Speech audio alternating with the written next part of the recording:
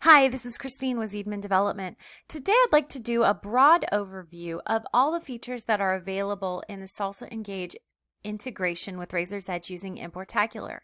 There are so many different options with this product that we're dividing that into several different videos, and we're going to do a separate screencast of each of the specific activity types. So today's video is going to just be a broad stroke walkthrough of what is available in those areas, how to set up your integration so that you've got your API key linked, and then you can take it from there and look at the activity types specifically that work with what you're doing within Salsa Engage.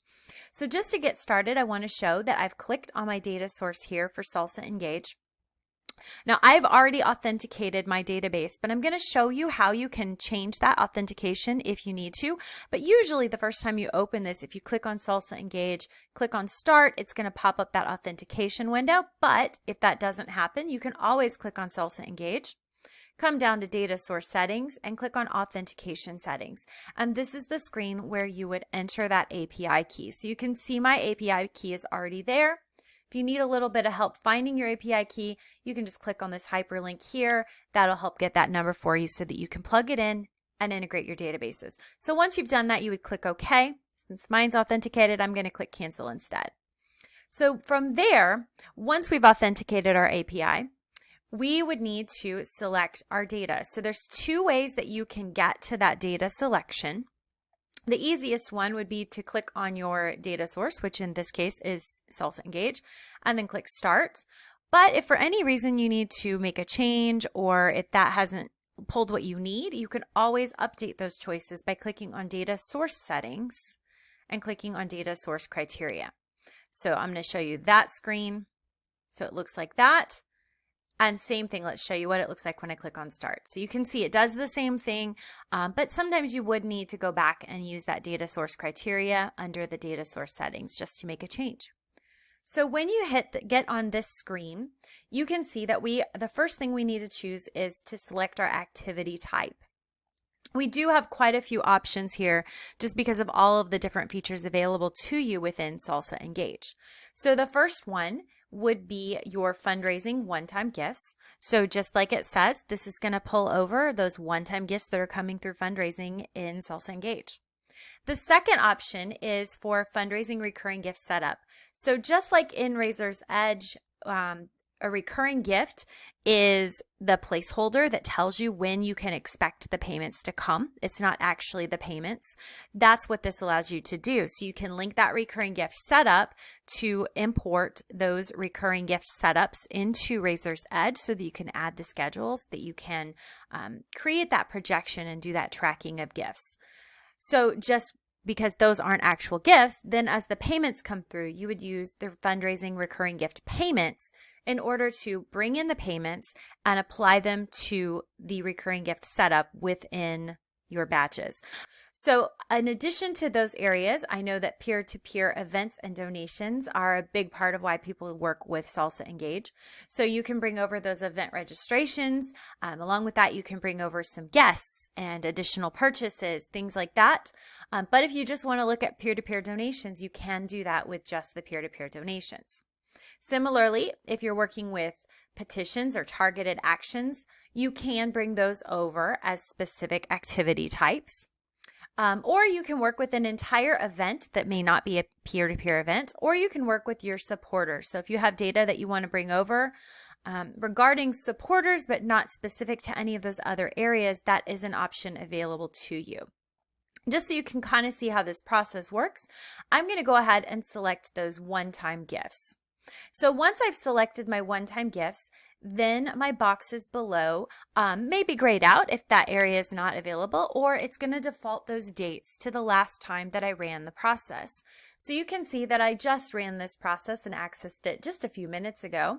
So if that's correct and I want to bring in this data again as of right now, then I could just click OK, and that's going to bring in my data. If for some reason I opened this a few minutes ago and I looked at it, but I didn't actually run the process, I may want to change my fetch activity from date. So because I know that the date should be from February, I'm going to change that and click OK. And so that's going to allow me to pull in any gifts since February 29th and through May 29th. So let's go ahead and click OK. And that's going to download data, and that's going to pull those records in to Importacular so that I can work with them in my template. So you can see here that I have 3 records for review. It's pulled over those 3 one-time donations, and now I can go ahead and select my template. I've got my templates named based on the different activity types so that I can easily remember which template I was working with for which activity type. You may have fewer templates, you may have more templates. It's really what you need to do with this data and how you need to work with it. So these are all just samples and ideas of how to work with this. So I'm going to go ahead and click on this one-time donation. And as I said, we're going to look at those templates in another tutorial. So just so you can see, we'll say that we've already built our template. It's already everything we need it to be. This is what you would do once you've got that template built and you don't need to keep revisiting it. So then I'm going to go ahead and I'm going to create a control report. So I'm going to click on these binoculars and I'm just going to give it a name. So let's give it a name and let's give it today's date and let's click save. And then I can choose if I want to just look at the first 2 rows. Since I only have 3 rows total, I'm going to leave it as it is. If I want to create a Razor's Edge query, I can do that. If I want a query of exceptions, I can do that. So if you want to see everybody that's been updated and everybody that's new, go ahead and tick that box. I'm going to go ahead and click continue here. That's going to load those records into Razor's Edge. So what this has done is we have matched people to records in Razor's Edge. So if Importacular found a match to someone in Razor's Edge, it's going to say update. If Importacular is not sure if it has a match or not, it's going to say decide. And if it can't find a match at all, it will say create. The other alternative is ignore. You can select ignore if you intentionally want to ignore a record, or sometimes a record will be ignored by Importacular if specific key fields are missing, such as a first and last name or something along those lines. So because I have a decide here, I need to look and see if the information here matches a record within Importacular. And the reason that it's telling me I have to decide is because it's saying that it's a poor match. So what that is determined by is an area within Importacular called our criteria sets. You do have the option to work with criteria sets in order to determine what you would like to be a match. Again, we do have that covered in other videos, so I won't go into that today, but I do want to show you that we can easily change this decide to an update or to a create by using this drop-down box. So if I thought this was a new person, I could say create. However, I can see that this is not a new person because I can see down below that record 361 is the same first and last name and it's the same address. So I'm going to assume that that's the same person. And I'm going to check the box here. And then I'm going to change and mark it update. So once I've done that, I can go ahead and validate my data. And once I've validated, if everything looks good, then I can close this. I can review my control report first.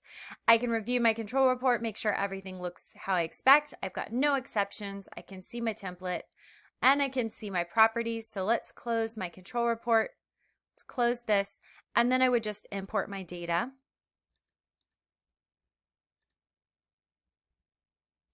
And once I've imported my data, I'm still not done. I have one more step to take. So you can see here that I've not created any new records, but I've updated 3 records in Razor's Edge, and I've added 3 gifts to a batch. So Importacular does default to importing to batch. However, you could change that and just import directly, but I prefer to use the batch. So because I've imported the gifts to a batch, the gifts are not in the constituent records yet. They are currently in a batch on my batch tab. So let's go ahead and go to that batch tab. Let's commit those gifts just so you can see what that looks like in my batch tab. So here you can see my batch number 100 Importacular. It says Salsa Engage data source in it. Got today's dates. When I open it, we can see our 3 gifts here that we had in Salsa, and you can see all of my data has come through just like I mapped it in my template, which you will see later. And all I have to do now is commit this, and then the gifts go into Razor's Edge. I hope that this helps give you an idea of how to work with Salsa Engage using Importacular. And please let us know if there's any specific questions that you have. And please do check out the videos for each of the specific activity types for more details. Thanks so much and have a great day.